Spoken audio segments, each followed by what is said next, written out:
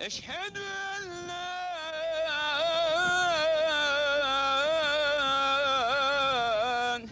ilahe illallah.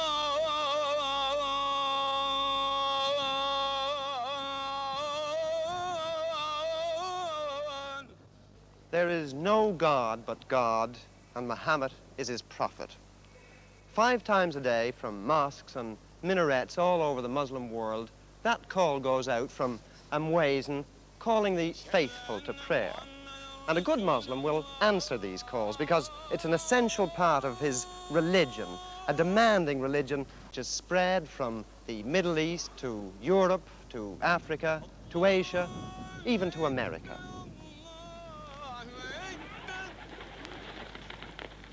But prayer itself is just one outward observance of this religion, of Islam.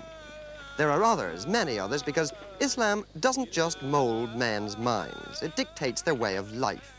It tells them not just when and how to pray, but how to decorate their houses, how to treat their wives, what to say when they sneeze, how they must butcher their sheep, how much of their property their sons will inherit, how to trim their beards and seal their letters, where to carry their handkerchiefs, and the color of their shrouds.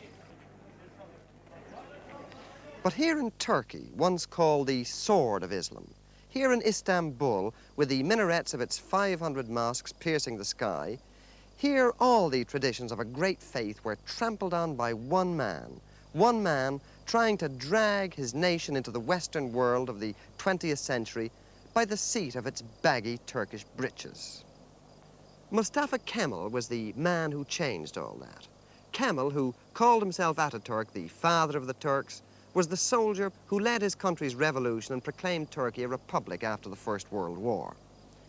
Ataturk wanted no religious censor to strangle the great rush forward into the 1920s, no petrifying theologians to halt progress. Of all his revolutionary decrees, and there were many of them, his destruction of the caliphate was his most heretical action. It was like deposing the Pope or the Archbishop of Canterbury. But he did it.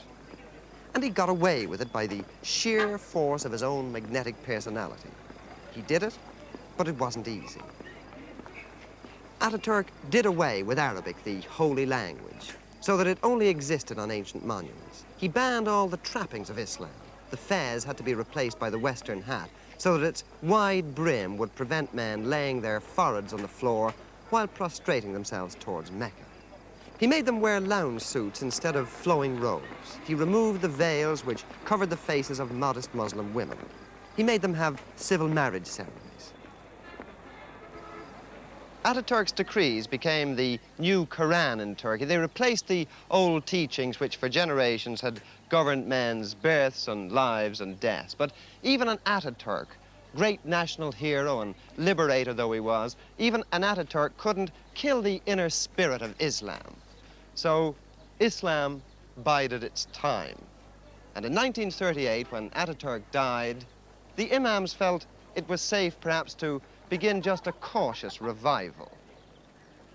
Quiet backsliding to the ways of the faith continued until 1950, when Adnan Menderes was elected prime minister and was forced to make good electoral promises made to the peasants who wanted more faith and less freedom. The voice of Islam became more imperious. The Menderes Democratic Party bowed to the Orthodox. For the first time since Kemal's revolution, mosques were built again with public money. Pilgrims were allowed to set out once more for Mecca, Islam's holiest place. Religious programs are broadcast on Ankara radio. There's even a theological faculty in Istanbul, and in remote areas there are villagers hardy enough to wear the turban. Hardly anyone wears the hat that Ataturk urged on them.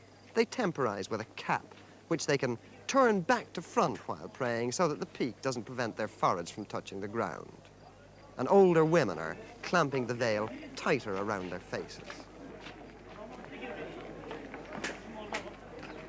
In Ataturk's day, the Muezzin had to proclaim the Esan, the call to prayer, in Turkish. Now, once again, he sings it out in Arabic, the language of the Prophet.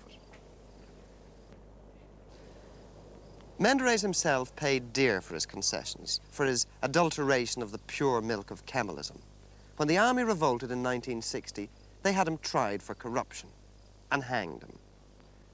In October this year, Turkey will have another general election, and the Justice Party, the heirs to the Menderes doctrine, are heavily backed to win it.